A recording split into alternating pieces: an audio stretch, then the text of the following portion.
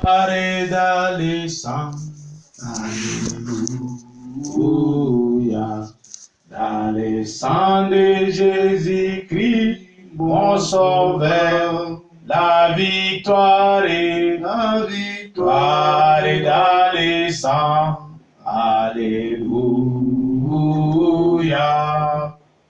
À Jésus la gloire, lui l'honneur. Jésus gloire et puissance à l'agneau. Alléluia. Gloire à lui l'honneur. À lui l'honneur. La victoire est dans les sangs. Alléluia. À Jésus la gloire, lui l'honneur.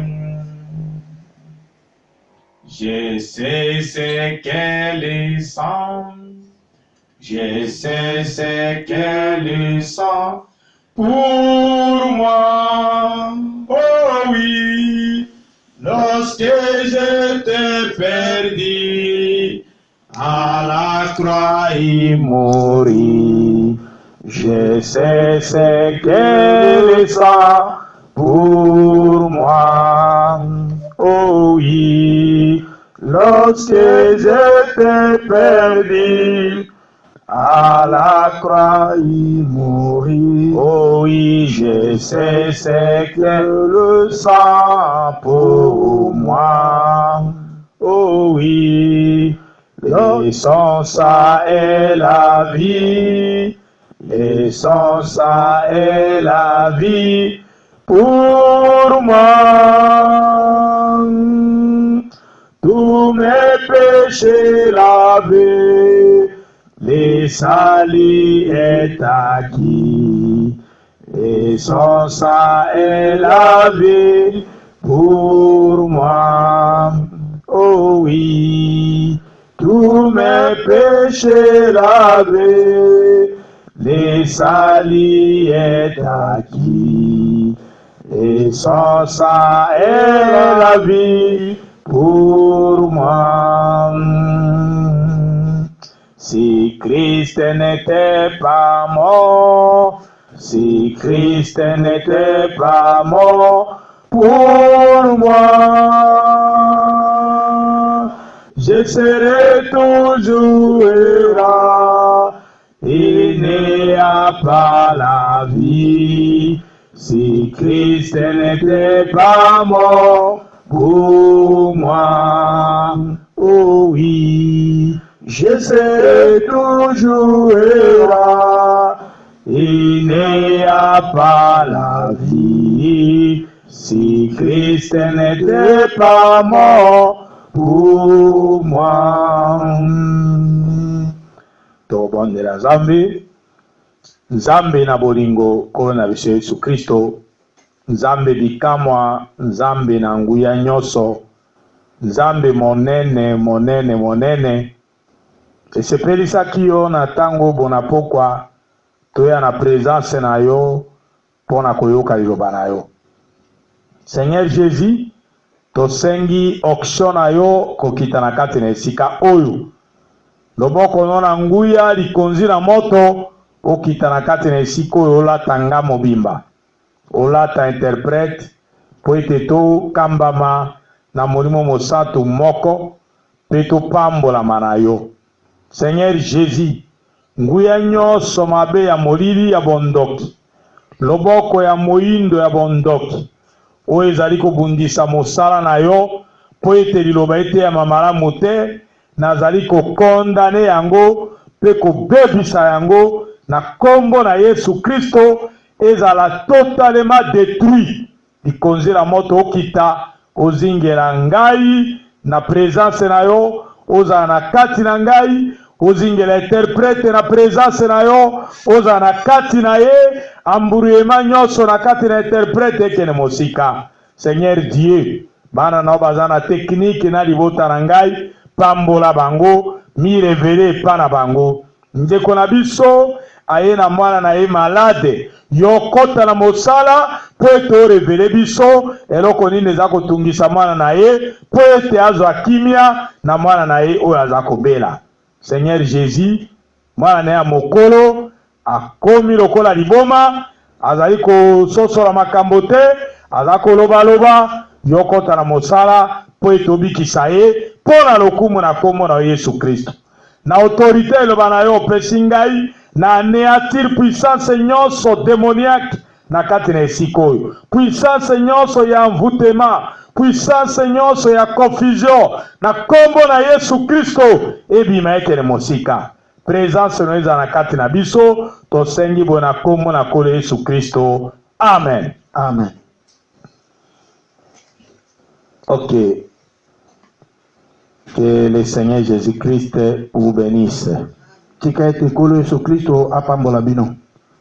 Nous allons poursuivre avec notre message sur le péché d'incrédulité.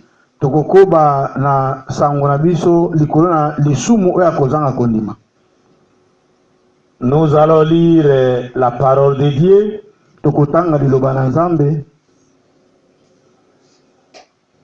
dans Hébreux chapitre 6.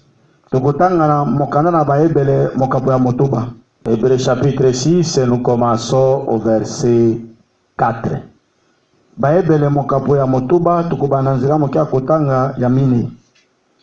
Car il est impossible que ceux qui ont été une fois éclairés,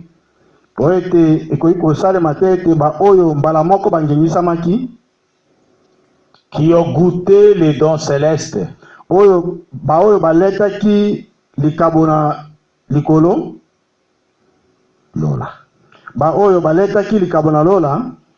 qui ont eu part au Saint-Esprit, eteni ya mapamboli ya molimo mosantu, baza na molimo mosantu te, mais bazui eteni ya mapamboli, ba bénéficier na bénédiction ya Saint-Esprit. C'est ça, avoir part au Saint-Esprit, non pas le Saint-Esprit. Qui ont goûté la bonne parole de Dieu et les puissances du siècle à venir, et qui sont tombés, verset 6. Soit encore renouvelés et amenés à la repentance.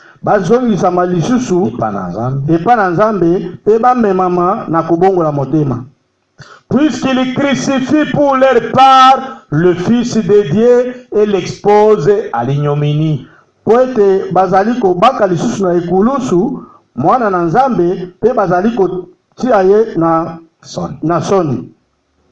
Lorsqu'une terre est abreuvée par la pluie qui tombe souvent sur elle, et qu'elle produit une herbe utile assez pour qui elle est cultivée,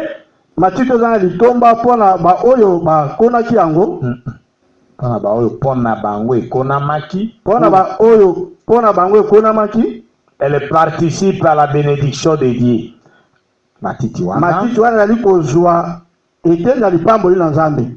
Verset 8.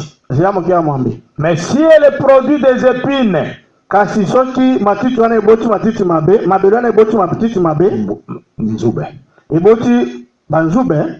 et des chardons, elle est réprouvée. Et près d'être maudite, et on finit par y mettre le feu. Quoique nous parlions ainsi, bien-aimés, verset 9, nous attendons pour ce qui vous concerne des choses meilleures et favorables au salut. Nous lisons Hébreux toujours chapitre 10 verset 26. Tukutanga kaka na buku na baebele mokapo ya zomi zilamo kia kutanga tukumi bae na motoba. Car si nous péchons volontairement après avoir reçu la connaissance de la vérité, pour être soki tosali masumu na ko sima na biso koyeba solo, il ne reste plus de sacrifice pour le péché, ezali susu na mbeka te pona masumu, mais une attente terrible du jugement kasi bozela moko ya somo ya kosambisama et l'ardeur d'un feu qui dévorera les rebelles. pe Moto kongala. Pe moto kongala oyo ko bebisa batomboki. Celui qui a violé la loi de Moïse meurt sans miséricorde. Moto nani oyo abukaki mobeko na Mose akokufa kozanga ngolo. Si la déposition de 2 ou de 3 témoins. Likolo ya litatoli ya batatoli mibale to batatoli misato. À quel pire châtiment pensez-vous que sera jugé digne celui qui aura foulé aux pieds le Fils de Dieu? Etumbu nini ya mabe oyo bozali kokanisa moto oyo akosambisama moto oyo akosambisama na yango moto nani oyo anyati makila anyati na makolo mwana na Nzambe et qui aura tenu pour profane le sang de l'alliance. Pe akosimba amoni eloko pamba makila yako yokana profane eloko ya pamba par lequel il a été sanctifié. Nze makila oyo na nzela na yango ya petolamaki kasi amoni yango eloko ya pamba atioli yango. Bozali kokanisa ki etumbu nini makasi oyo ya kosambisama na yango po atioli makila na mwana na Nzambe, et qui aura outragé l'esprit de la grâce pe oyo akofinga molimo ya ngolu. Verset 30. Car nous connaissons celui qui a dit, à moi la vengeance, à moi la rétribution du foot. Et encore le Seigneur jugera son peuple. C'est une chose terrible que de tomber entre les mains du Dieu vivant. Verset 31.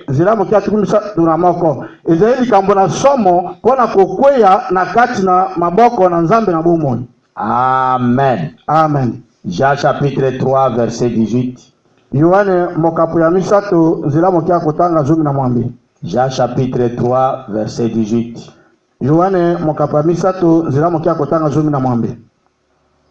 Celui qui croit en lui n'est point jugé. Lui là, c'est le Fils de Dieu. Mais celui qui ne croit pas est déjà jugé, parce qu'il n'a pas crié au nom du Fils unique de Dieu. Au nom du Fils unique. Verset 19. Et ce jugement, c'est qui est, c'est-à-dire que la lumière étant venue dans le monde,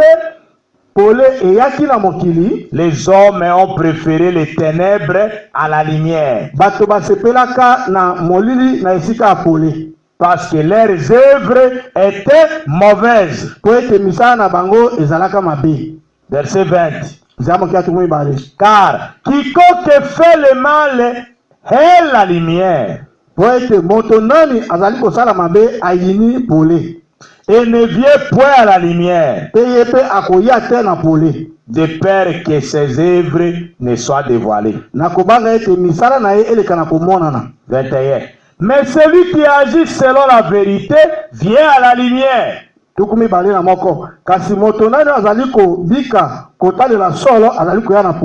afin que ses œuvres soient manifestées, parce qu'elles sont faites en Dieu. esalemaki na kati na Nzambe. Que le Seigneur Jésus-Christ bénisse la lecture de sa parole au nom du Seigneur Jésus-Christ. Amen. Tika tekolo Yesu Kristo apambola litangi ya makomi na kombo de Yesu Kristo. Amen. Nous continuons avec notre enseignement sur le péché d'incrédulité. Tokokoba na lilakisi na biso likona lisumu na kozanga kondima. Et ce soir, je vais beaucoup lire dans la prédication de Frère Branham intitulée Hébreux chapitre 6, deuxième partie. Pe na poko alelo na kotanga mingi na litea ndeko Branham o apesa ngo mutu ya litea baebele mokapo ya motoba etelo ya mibale. Prêché le 8 septembre 57. Eteyami mokolo ya mwambe sanza ya libwa mobutuku mitawa na sambo. Il est en train de nous expliquer le chapitre 6 des Hébreux. Pour nous montrer l'écriture qui dit que celui qui a été une fois éclairé.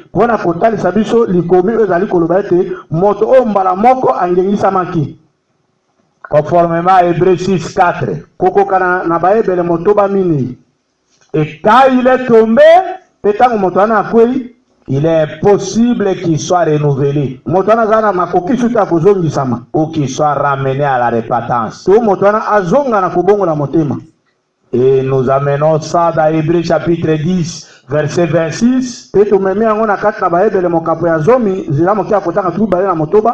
qui nous dit que si nous péchons volontairement, après avoir reçu la connaissance de la vérité,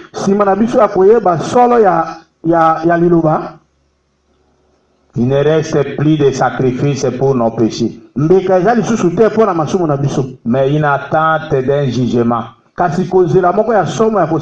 et un feu ardent qui va dévorer les rebelles. Nous avons déjà vu avec vous que le seul péché qui existe, c'est l'incrédulité. C'est-à-dire refuser de croire la parole de Dieu. C'est ça le péché. Parce que la personne refuse de croire à la parole de Dieu, alors elle va aller voler. Parce que la personne refuse de croire la parole de Dieu, alors elle va aller tuer. Parce que la personne refuse de croire la parole de Dieu, alors elle va aller commettre adultère. Parce que la personne refuse de croire la parole de Dieu, alors elle va mentir. Tout ce que nous appelons péché, ce sont en fait les fruits du péché qui est l'incrédulité.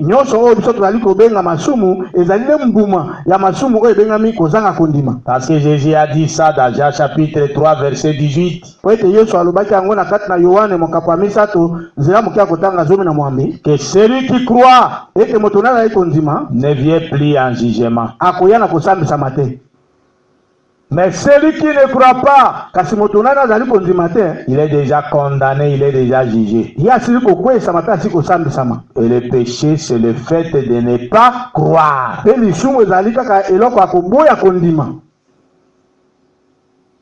Le péché, c'est le fait de ne pas croire. Voilà. Nous lisons maintenant dans Hébreux chapitre 6, deuxième partie. Prêché le 8 septembre 57 soir. Nous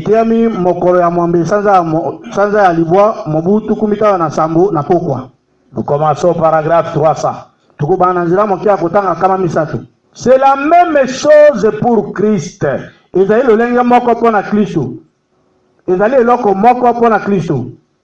Quand un homme est né de l'Esprit de Dieu, pas parce qu'il a poussé des cris,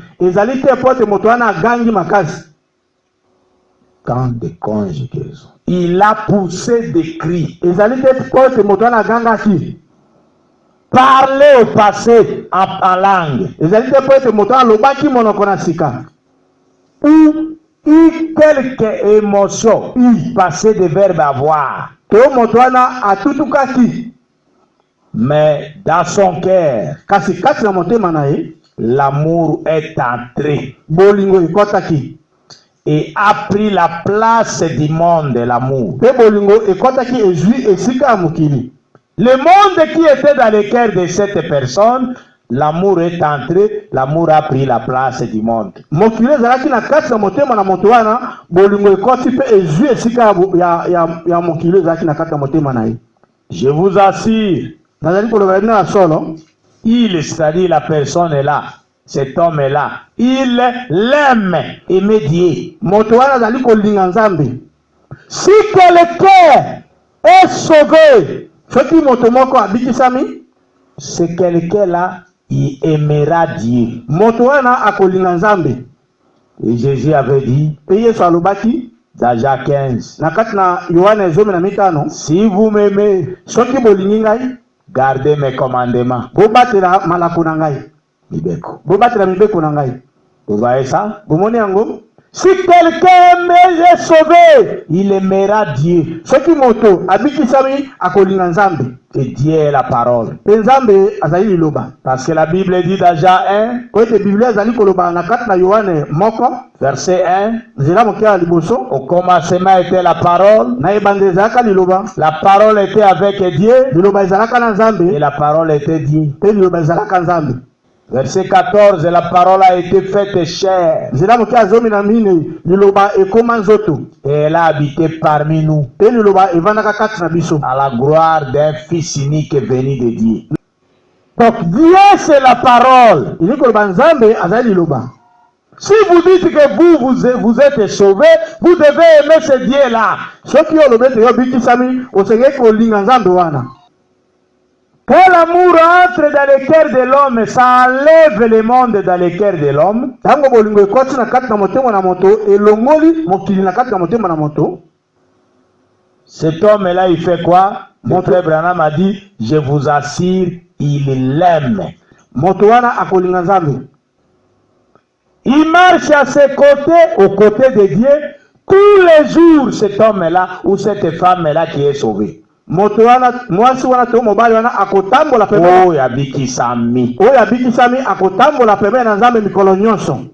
On n'a pas besoin de lui dire, baza na bosenga te ya koyebisa ye c'est mal de faire ceci ezali mabe ya kosala oyo ou cela to oyo ou mosusu autre chose. to eloko mosusu Non, te. c'est Dieu qui conduit sa vie. ezali nzambe azali kokamba bomoi na ye. Il sait que c'est mal ayebi ete ezali mabe et il marche. Il est un fruit prédestiné de la grâce souveraine de Dieu. mpe azali kotamba mpe azali momboto oyo ebongisama kala ya Ngolu ya bosomi ya Nzambe. ngolo ya bosomi na nzambe. C'est exact. ezali ya solo. Car il est possible que ceux qui ont été une fois éclairés, po ete ekoki kosalema te ete baoyo mbala moko bangengisamaki bao bangengisamaki mbala moko te, bao bangengisamaki mbala moko, baoyo bangengisamaki mbala moko asisi maloba te qui ont eu part à la vocation céleste, basanganaki na kobengama ya lola. baoyo basanganaki na kobengama ya lola. Or, nous avons parfois cru qu'il s'agissait là d'un homme qui avait été une fois éclairé et qui était retombé. zokande biso zali kokanisa ezolobela ntina na mobali oyo mbala moko angengisamaki mpe lisusu mobali yango aye kokweya. Mais ce n'est pas comme ça que c'est dit dans la Bible. kasi ezali bongo te nde elobami kati na bibilia. Il est absolument impossible qu'un homme, ekoki kosalema ta te ke moto moko. c'est ce qu'il dit ici, yango nde azali koloba awa qui a reçu le Saint-Esprit tombe un jour. ete moto oyo azwi molimo mosantu mokolo moko aleka na kokweya. Frère Branham a dit, il est impossible qu'un homme qui a reçu le Saint-Esprit puisse tomber un jour. ndeko abike ekoki kosalema te ete moto moko oyo azwi molimo mosantu esalema ete moto moko alekana kokwea Mokolo moko moto moko te, mokolo moko akweya. mokolo moko akwea. Maintenant, lisez-le et voyez si ce n'est pas juste. sikoyo botanga yango mpe botala soki ezali solo te. Regardez bien ici. botala malamu awa. Prenez le texte. bozwa likomi. Le texte entier. likomi yango mobimba. Et le contenu. mpe oyo ezali na kati na yango. Le contexte elobelami na lolenge nini. mpe elobelami na lolenge nini. Plutôt. C'est-à-dire au lieu du contenu, c'est le contexte plutôt. Au lieu ya kozwa eza na kati ozwa nde likomi yango elobelami na sens nini. 301. kama misato na moko. Là, il commence à parler de quoi? wana abandaki koloba na ntina na nini. Il parle de Paul maintenant. azali koloba siko na ntina na Paulo. Toujours dans Hébreux 6. kaka na bayebele motuba. Avançons vers la perfection. tokende na kobonga be. Alors il dit, ye alobaki ça c'est chose charnelle. tokende na kobonga be kozanga makambo ya nzoto. Ça posait ici le fondement des doctrines, kozanga kotia awa moboko ya malakisi. des baptêmes, ya libatisa. des réformes ya kobongisa makambo. et tout. mpe nyonso. Ne faisons pas ça. tosala yango te. Avançons vers la perfection. tokende na kobonga be. Le sujet, c'est la perfection. moto ya liteya ezali kobonga be. Et la perfection vient par Christ. mpe kobonga be ezali koya na nzela na Kristo. Et comment sommes-nous entrés en Christ? mpe biso lolenge nini tokoti kati na Kristo. Tokotaki. lolenge nini tokotaki kati na Kristo. En adhérant à l'église? Question. na kokota na kati na losambo. Nous avons tous été baptisés dans un seul esprit biso nyonso tozwaka libatisi na kati na molimo moko pour former un seul corps. mpona kosala nzoto moko. Nous n'y sommes entrés ni par un parler à langue, biso totika kokota te na kati na nzela koloba monoko na sika, ni par une poignée de main, to na nzela na kopesa na mbote, ni par un baptême d'eau, to na nzela ya kopesa kozwa libatisi na mai, mais par un seul esprit. kasi na nzela na molimo moko. Nous avons été baptisés pour former un seul corps. biso tobatisambaka mpona kosala nzoto moko. Vous saisissez? bokangi yango. C'est ça la perfection. yango nde ezali kobonga be. Nous sommes en train d'avancer pour parler du péché. tozokende liboso mpona koloba likolo na lisumu. 302. kama misato na mibale. Une fois entré là, vous êtes en Christ. ntango okoti kuna ozali kati na Kristo. Et pour vous, le monde est mort. mpe mpo na yo mokili ekufi. Vous voyez ça? bomoni yango. Beaucoup de gens se trompent aujourd'hui. Je suis chrétien parce qu'il va à l'église. Mais il vit totalement comme un mondain. Il n'est pas encore chrétien. ebele na bato bazali komikosa po ete azali kokende losambo amibengani mokristo. kasi ozali kobika lokola moto na mokili. Tu n'es pas encore chrétien. yo okomi nano mokristo te. Il dit, alobi une fois entré là, vous êtes en Christ. mbala moko okoti kuna ntango okoti kuna ozali kati na Kristo. Et pour vous, le monde est mort. mpe mpo na yo mokili ekufi. Vous marchez avec l'agneau tous les jours. yo ozali kotambola na mwana na pate mikolo nyonso. Et les pas que vous devez faire, matambe, mpe matambe osangali kosala, ils ont déjà été prévus par Dieu. nzambe asila kobongisa masambe wana ye moko. matambe wana ye moko. Vous voyez ça? bomoni yango. Pourquoi nous devons avoir peur? mpona nini tokoki kobanga? Tous nos pas sont déjà téléguidés par Dieu. matambe na biso nyonso esila kokambama na nzambe. Mon fils ici, ma fille ici passera par telle place. mwana na ngai ya mobali oyo, mwana na ngai ya mwasi oyo akolekela nzela oyo. Et moi-même, je suis en train de prendre soin de lui. mpe ngai moko nazali wana mpona kobokola ye. À moins que kokengela.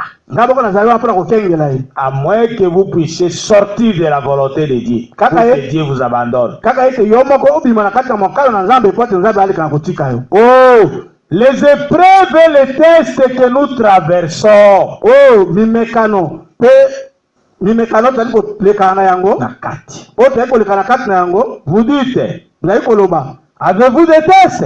yo si yo zwa mimekano Oui, monsieur. iyo mbutambutu Qu'est-ce que? ezali nini? Il n'a pas fini de parler. 303. Asisi koloba te kama misato na misato. La grâce, Ngolu c'est ce que Dieu a fait pour moi. ezali yango nza basaki Oyo. ezali oyo nza basaki pona ngai.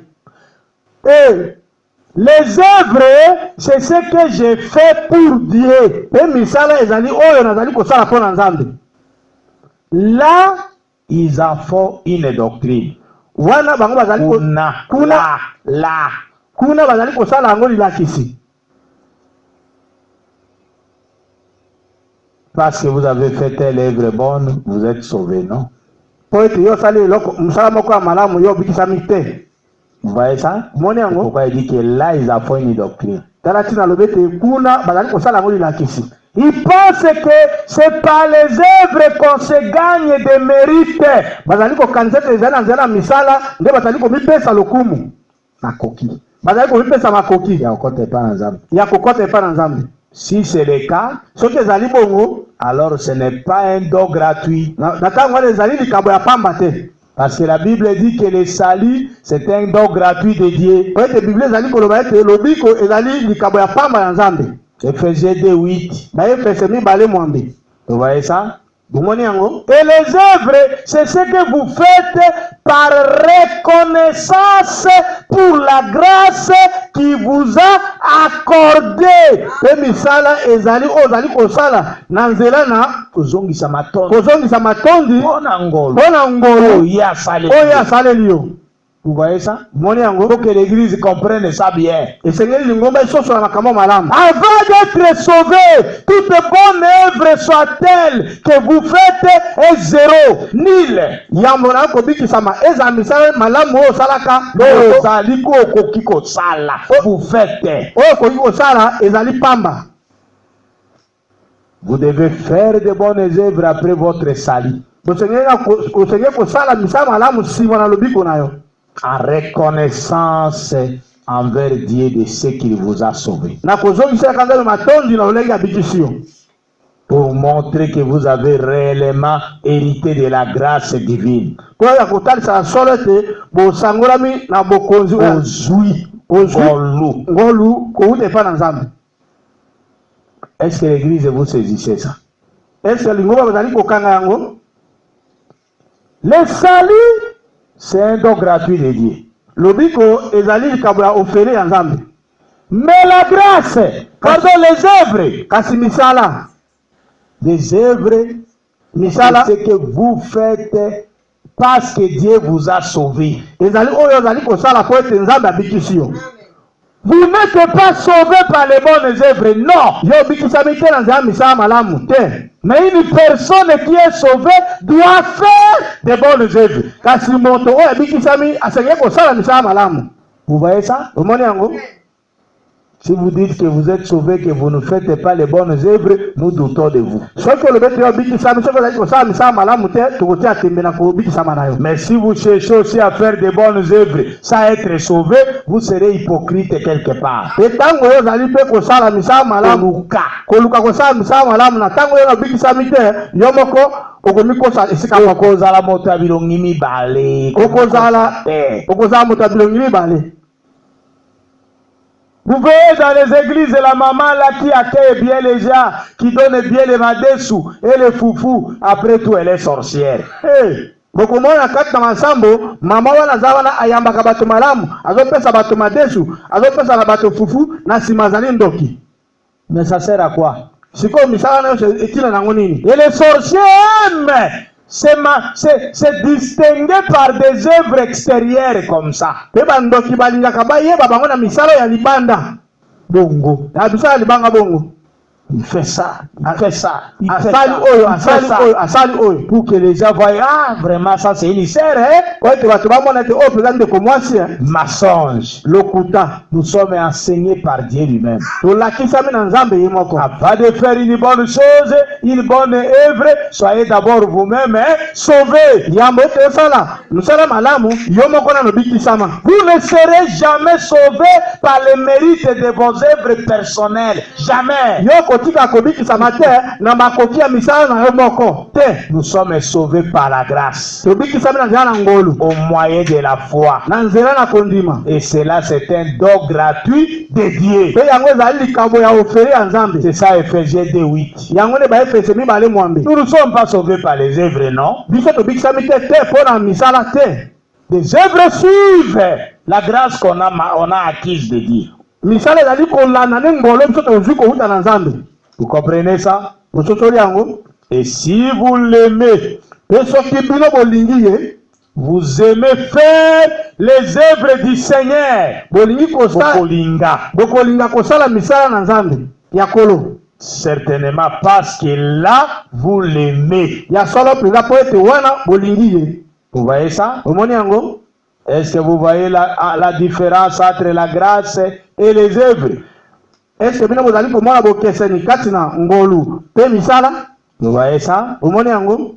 Alors, je vais au paragraphe 306, toujours de Hébreux chapitre 6. nakei na nzela moke ya kotanga kaba misato na motoba kaka na litea bayebele mokapo ya motoba. Écoutez ce que le frère Branham a dit là-bas. boyoka oyo ndeko Branham azali koloba kuna. C'est la même chose pour Dieu et son église. ezali lolenge moko mpo na nzambe.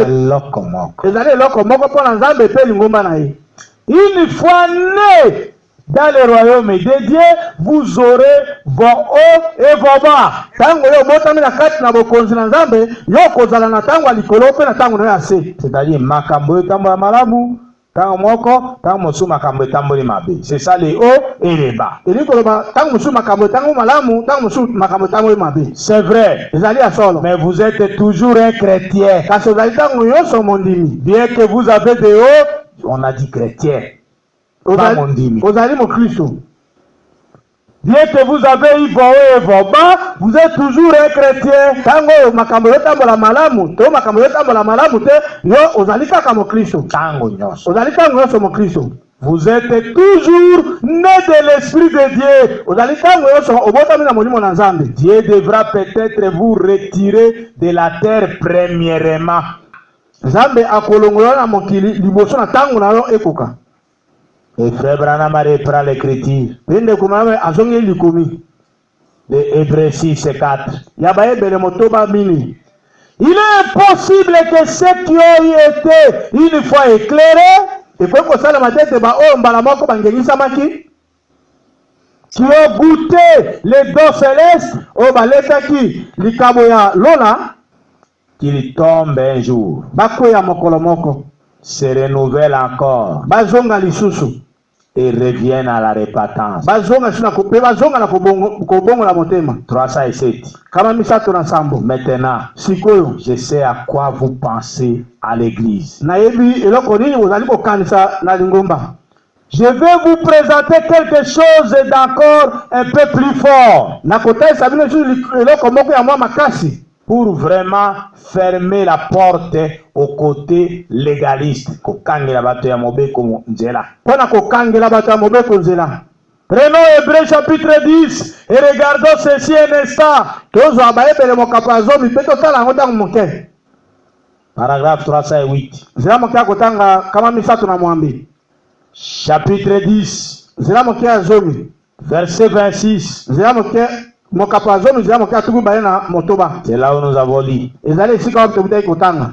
Car si nous péchons volontairement après avoir reçu la connaissance de la vérité, pete soki tosali lisumu nako sima na biso koyeba solo ya liloba, il ne reste plus de sacrifice pour le péché, ezali suna mbeka te mpona masumu, mais une attente terrible du jugement kasi kozela moko ya somo mpona kosambisama, et l'ardeur d'un feu qui dévorera les rebelles. pe kongala moto oyo kozikisa batomboki.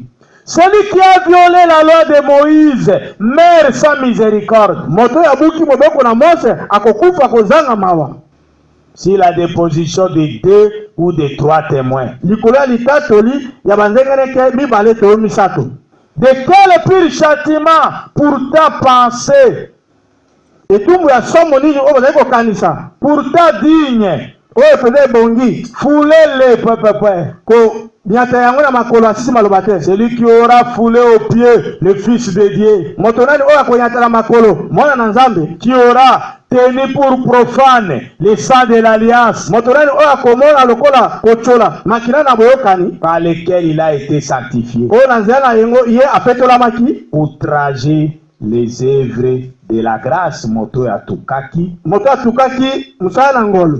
Paragraphe 309. nzela mokia kotanga kama misato na libwa. Là vous dites, wana bolobi et ça frère Branham, pe oyo ndeko Branham ça donne quelle impression? ezali kopesa eloko nini? Maintenant, juste en lisant, je pense, sikoyo kaka na kotanga na kokanisa ce n'est pas ça que l'écriture dit. ezali yango nde likomi ezali koloba te. Il n'est pas question ici du chrétien. ezali koloba tena tina mokristo. Vous voyez ça? bomoni yango Ce n'est pas le chrétien qui va pécher volontairement. ezali mokristo te nde akosala lisumu na nko. Ce n'est pas le chrétien qui va rentrer encore dans le monde après avoir été éclairé. ezali mokristo te nde akozonga su na kati ka mokili nsima na ye komiyegisama. C'est ce que frère Branham a dit. yango nde ndeko Branham azali koloba. Il n'est pas question ici du chrétien. e awa bazali kolobela tina mokristo te. Il est question de l'homme qui a entendu la parole et qui s'en est détourné. ezali awa na tina moto oyo ayoki liloba Yokaki. ayokaki liloba mpe akendeki mosika Na yango sane en. akendeki mosika na yango. Voyez? omoni Car si nous péchons, po ete soki tosali lisumu qu'est-ce que le péché? asisi maloba te lisumu ezali nini? L'incrédulité. kozanga kondima. Si nous sommes volontairement incrédules, soki tozali pene na ko bazangi kondima, c'est ça l'interprétation de Hébreux 10, verset 6. yango nde ndimbola ya bayebele zomi tuku baye na motoba. Là où la Bible dit, si nous péchons volontairement, lui il dit, si nous sommes volontairement incrédules. esika wapi biblia ezali koloba soki tosali lisumu na ko ndeko Branham alobi ntango biso tozali kondima na nko. Voyez ça? omoni yango Parce qu'il dit que l'homme qui a attendu la parole et qui s'en est détourné, c'est ça le péché. Vous écoutez la parole, mais vous tournez le dos à la parole, vous rentrez dans le monde. C'est ça le péché. lisumu nde ezali ntango yo yoki liloba obaluki mokongo mpe ozongi na mokili yango nde lisumu. Vous refusez de croire à la parole. C'est ça le péché. yo boyi kondima liloba yango nde lisumu. Vous voyez ça? omoni yango Et frère Branham a dit, il ne s'agit pas ici du chrétien. mpe ndeko Branham alobi awa bazali kolobela tina mokristo te. Parce que les chrétiens ne prêchent pas. po ete mokristo asalaka lisumu te. Alléluia. amen. Vous voyez ça? omoni yango Il dit, alobi si nous sommes volontairement incrédules, soki tozali pene bazangi kondima na nko après que l'évangile nous a été prêché, nsima na sango malamu koteemela biso il ne reste plus de sacrifice pour les péchés. ezali su na mbeka te mpo na masumu. Faites attention à votre attitude vis-à-vis de l'évangile. sala keba na lolenge na kotaela sango malamu. La parole vous est prêchée, mais vous vous comportez en rebelle. liloba ezali koteama mpo na yo mpo ozali kobika lokola motomboki. Vous ne voulez pas vivre de la parole. yo olingi kobikela liloba te. Vous vous en foutez de la parole. yo ozali komona liloba pamba. Faites attention. sala keba. Vous risquez de signer votre destinée éternelle dans l'enfer. yo ozozanga kotia yo moko ozoluka kotia mokanda mpenza osinye kokende na lifelo ya libela. 310 paragraphe. kaba misato na zomi nzela moke ya kotanga. Qu'est-ce que le péché? lisumu ezali nini? L'incrédulité. kozanga kondima. Lisez Jean, chapitre 4. botanga yohane mokapo ya mine. Ah, il a répété ça. Hein? azongeli yango lisusu. C'est qu'on a lu hier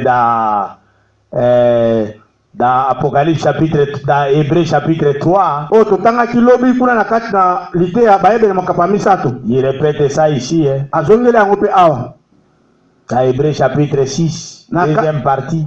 azongeli yango awa na kati na bayebele mokapo ya motoba eteni ya mibale. Paragraphe 310. Nzela mokia kotanga kama misato na zomi. Et nous avons lu Jean hier, on a dit que c'était Jean 3:18 et non Jean 3 et non Jean 4. Lobi totangaki ezalaki na Yohane misato zomi na mwambe kasi ezalaki na Yohane mine te. C'est ce que j'ai lu au début de la prédication. Yango nde natangaki yango tobanda litea. Qui dit ceci? Alobi boye. Qu'est-ce que le péché?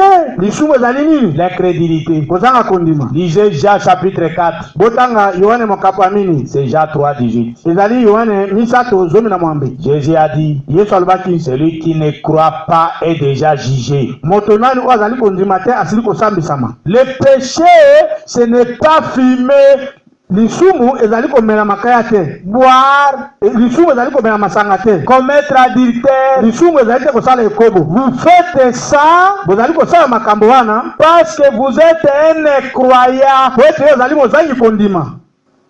Ça, ce sont seulement les attributs. Oyo wana ezali nde misala.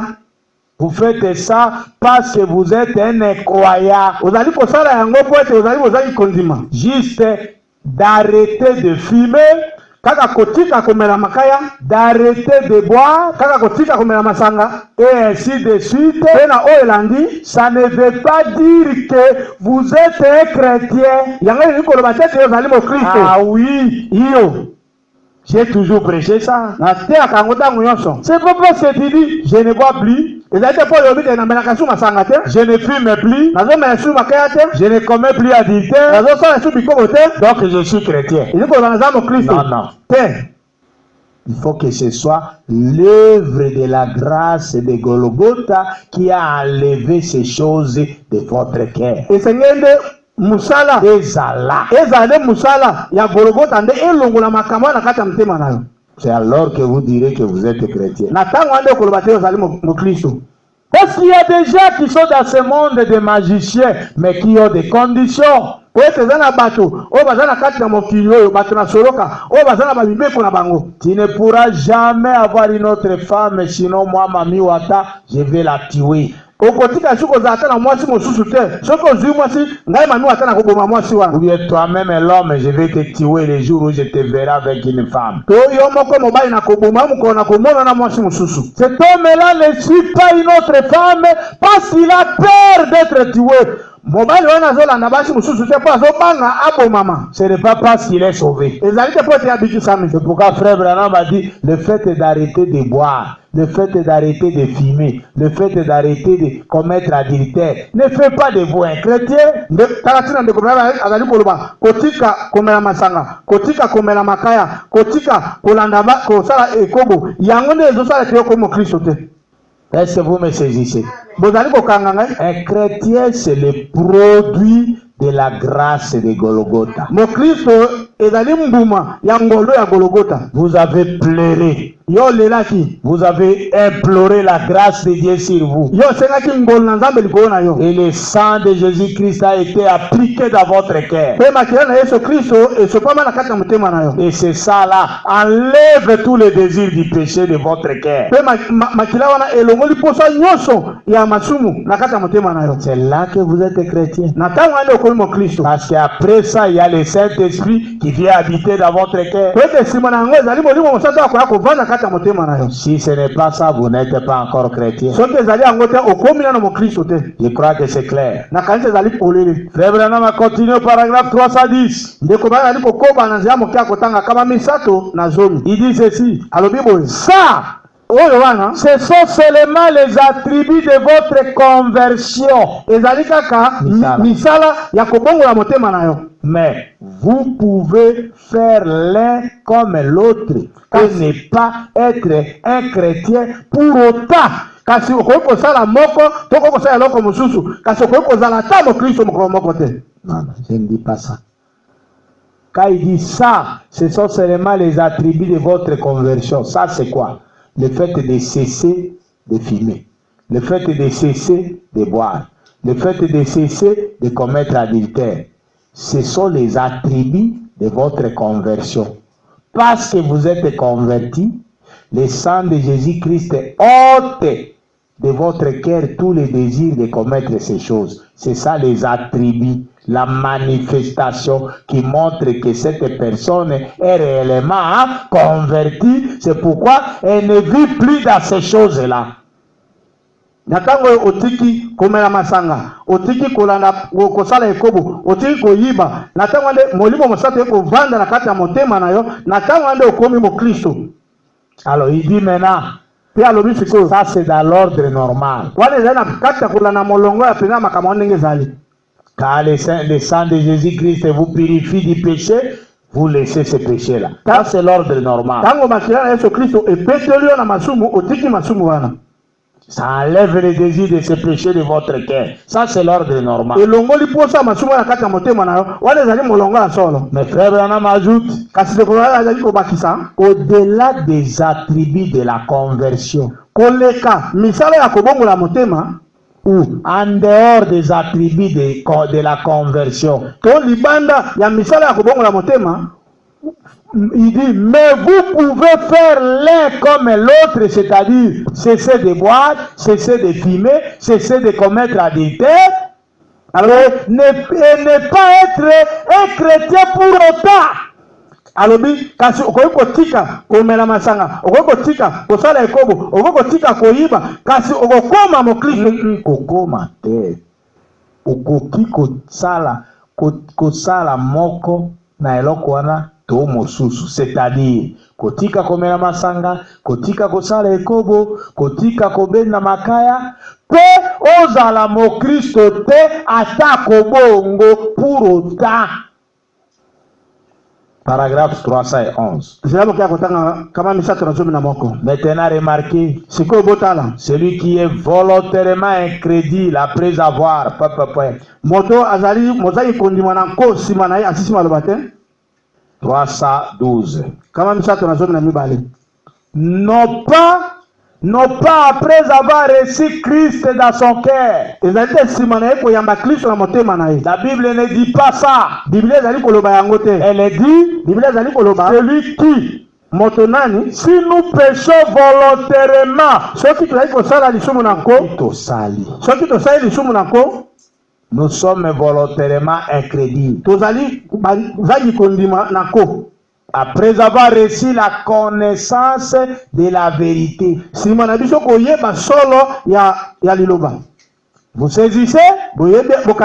Ça ne s'adressait pas du tout aux chrétiens. Bon. 313. Écoutez, frère Branham. Il n'y a pas longtemps, une femme est venue à moi et m'a dit, frère Branham, je suis chrétienne, mais j'ai blasphémé contre le Saint-Esprit. 314. J'ai dit, c'est impossible. Un chrétien ne peut pas blasphémer contre le Saint-Esprit. Vous ne le pouvez pas. L'esprit chrétien rend témoignage à l'esprit de Christ. Voyez?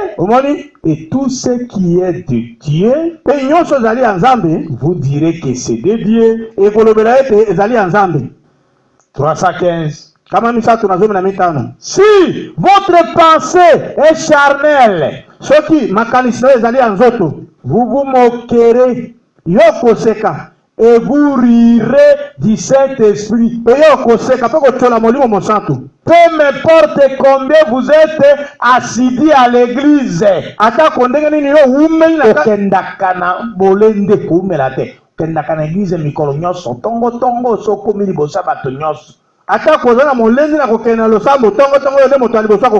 Tango bino ba frère na ba sœur boko sala retard bandoki basa koma ki ava afanya na kiti ya liboso.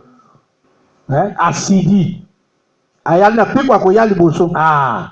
Vous voyez ça? C'est ça le terme assidi. Il dit, mais si votre pensée est charnelle, vous vous moquerez et vous rirez du Saint-Esprit. Peu m'importe combien vous êtes assidus à l'église.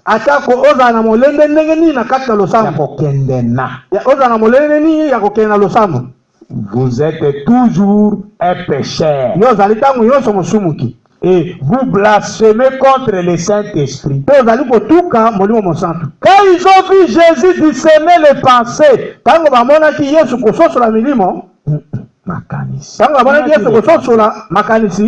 ils ont dit qu'il était un diseur de bonne aventure.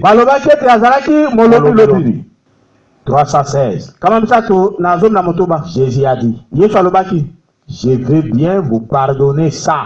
Mais quand le Saint-Esprit sera venu, si vous parlez contre lui, ça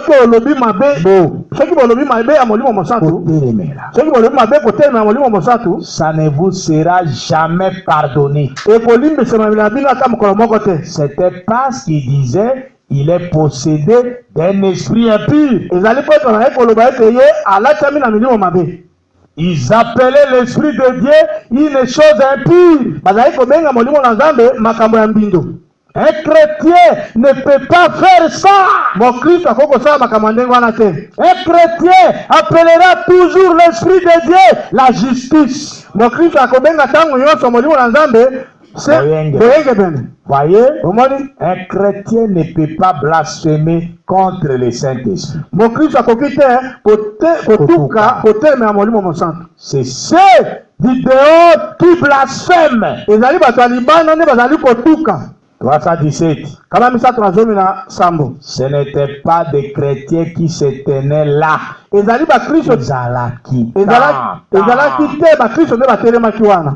C'était déjà religieux. C'était des juifs orthodoxes, des docteurs en théologie et tout le reste. Et ils se moquaient de lui et de ses œuvres. Il disait que les œuvres de Dieu, c'était un esprit impur qui les accomplissait. Vous voyez ça? Écoutez, frère Branham. 318. Et d'après vous, combien y a-t-il déjà aujourd'hui qui blasphèment contre le Saint-Esprit, dont le nom est suivi du titre de docteur en théologie, docteur en philosophie?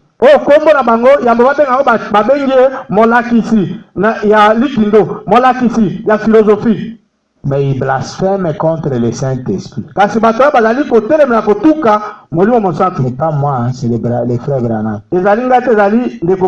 Combien de pasteurs aujourd'hui dans les messages blasphèment contre le Saint-Esprit? Combien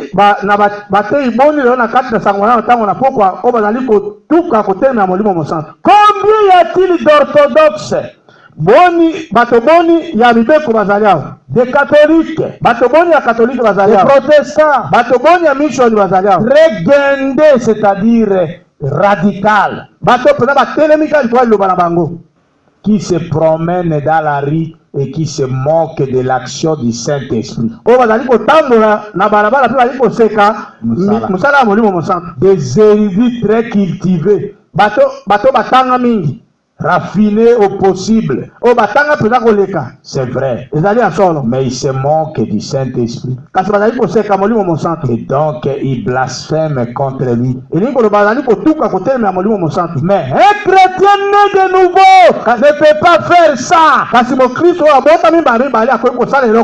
Il dira, ça c'est mon frère.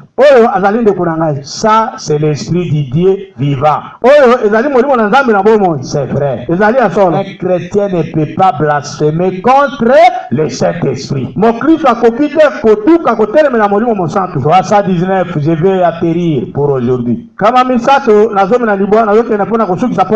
Écoutez, c'est le péché c'est le pécheur qui blasphème contre le Saint-Esprit. ezali mosumuki nde ezali kotuka Ande atukaka. ezali mosumuki nde atukaka kotemela molimo mosantu. Les croyants, mozangi kondima le pécheur, mosumuki un incroyant. mozangi kondima De deux choses, l'une où vous êtes un croyant, ou vous êtes un incroyant. na kati na makambo mibale Ezali kaka. ezali to ozali mondimi to ozali mozangi kondima. Nous avons suivi le frère Branham ici nous dire qu'il n'y a pas d'oiseau qui soit totalement noir et au même moment totalement blanc, il n'y en a pas. Mobimbana aza moindo, pe kakawana azape mobimbana epembende boy, bala mon côté. 320. kama misato tuku mibale. Écoutez frère Branham. Bola ndeko Branham. Maintenant remarquez, sikoyo botala. avec ceci, on va vraiment clore la question. Na makambo oyo tokosilisa motuna oyo. Une vision que j'ai eue m'a toujours troublé. emoneli moko oyo nazwaki Mononeli. emoneli moko oyo nazwaki etiaki nga mpenza mobulu Tango nyonso. etiaki nga mobulu ntango nyonso. Il y a des années, je regardais ça, je me disais, oh, donc, si un homme recevait un jour le Saint-Esprit, eleki bambula ebele nayaki kotala bongo mpe nayaki koloba soki mpenza moto azwi molimo mosantu et que par la suite il rétrogradait, mpe na nsima mpe moto wana azongi nsima il serait perdu pour toujours. moto wana akobunga mpo na libela. Je ne voyais pas de cohérence entre les deux passages. nazali komona te boyokani kati na makomi wana mibale. 321. kala misato na tuku mibale na moko. Je me disais, na bandaki komilobela. alors pourquoi est-ce que la Bible dit que celui qui écoute mes paroles et qui croit à celui qui m'a envoyé a la vie éternelle? Pe mpo na nini biblia ezali koloba ete moto nani akoyoka liloba na ngai mpe akondima moto atindi ngai aza na bongo na seko Et ne viendra jamais en jugement, mpe akoya na kosambisama te mais il est passé de la mort à la vie. mpe alongwe na kufa akomi na bomoi. Ça c'est Jean 5, 24. wana ezali yohane mitano tuku baye na minei. Tout ce que le Père m'a donné viendront à moi, baoyo nyonso atata apesaki ngai bakoya epai na ngai et aucun d'eux ne sera perdu. mpe moko te kati na bango Ça akobungisa. c'est Jean 6, wana yohane motoba 43 en descendant à 44. tuku mine na mibale nakokita na se.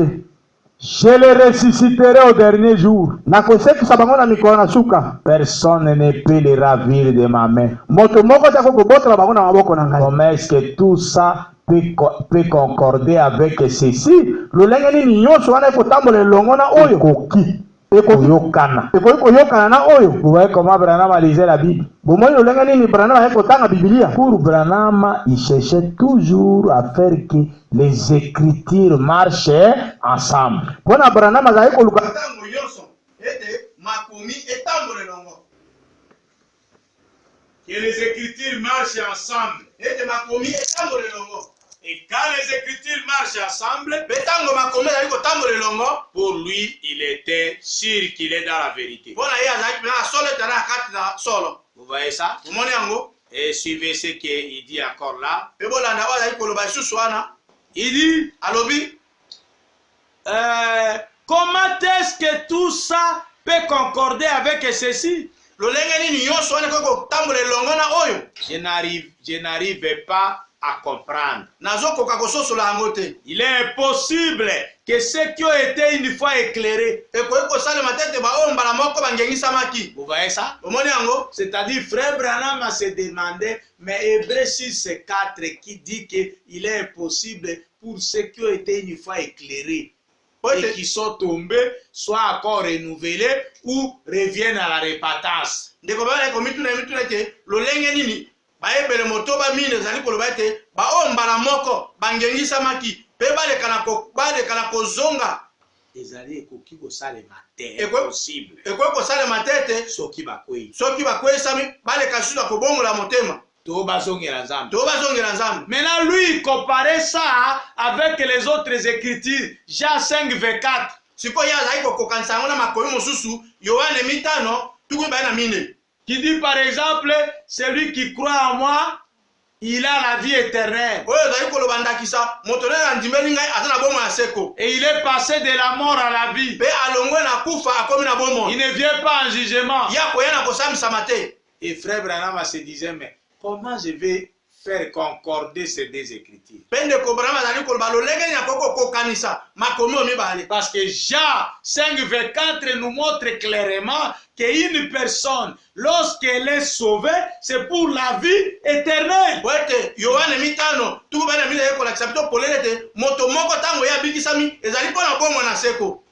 Mais comment ici la Bible dit, si quelqu'un a été éclairé, il a goûté au Saint-Esprit et qu'il tombe, il est impossible qu'il revienne à la repentance et qu'il soit renouvelé. Comment réconcilier ça?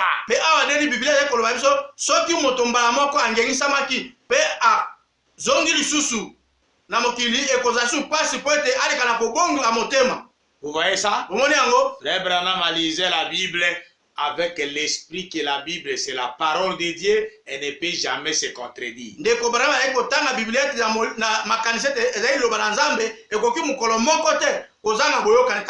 Et frère Branham a continué toujours au paragraphe 322. Il a dit, je me suis dit, il y a quelque chose qui cloche entre ces deux écritures. Il faut que je comprenne ça. Je ne saisis vraiment pas. Et il y a des années de ça, je suis allé à une petite réunion pentecôtiste pour comprendre l'écriture d'Hébreux 6. Vous voyez ça? 322. Il ne reste personne dans l'église, je pense. Je pense ce soir qui s'en souvient. Il y a des années de ça. C'était même à peu près à l'époque où le tabernacle a été construit.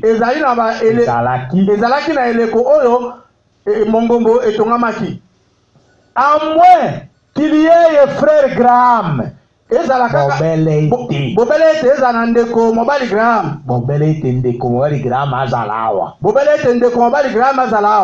au fond, ou quelqu'un d'autre. Je ne sais pas si vous étiez ici au début ou non, frère. Frère Mahoney était là, je pense. Oui, c'était juste avant que je me marie. 323. C'est donc qui était en opération. Ça me faisait peur. On m'avait dit que c'était du diable.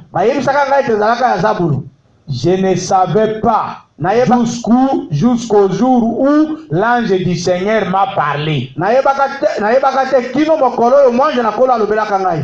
324.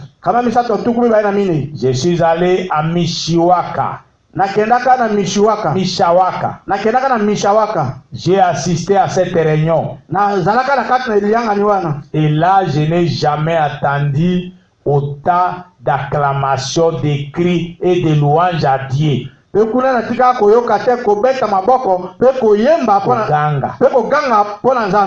me suis dit, frère, ça c'est le ciel. Et oh, il marchait de long à large. 325. Ils avaient été obligés de faire ces réunions dans le nord.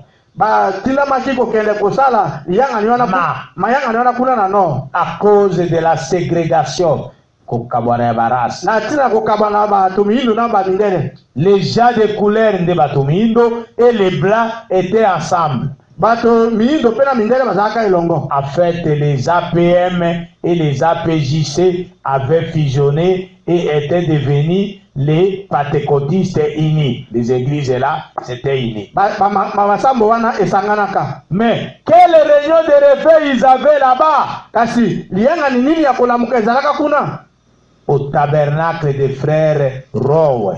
kuna na tabernacle ndeko mobali Rowe, à Mishawaka. kuna na Mishawaka. Et moi, un petit gars curieux, assis à la dernière rangée, j'observais tout ça. Pengai elenge mobali moko alika kotala makambo mingi na vandaki na suka pe dotala makambo nyonso. Je n'avais jamais vu ces choses auparavant. Na tika komona makambo wana te liboso. 323. Kama misato na tuku bale na misato. Il y avait un homme assis Ezaki na mobali moko avandaki ici. awa. Je n'ai jamais raconté ceci à public auparavant. Na tika kobeta lisolo te na bato liboso. Il y avait un homme assis d'un côté et un homme de l'autre. Ezaki na mobali moko avandaki na ngambo pe mosusu na ngambo mosusu. L'un parlait en langue et l'autre interprétait. Moko abandaki koloba monoko na sika pe moko abandaki kopesa ndimbola na Je yango. vais terminer avec l'histoire de ces deux hommes. Na kosisa na lisolo ya ba mibali mibali.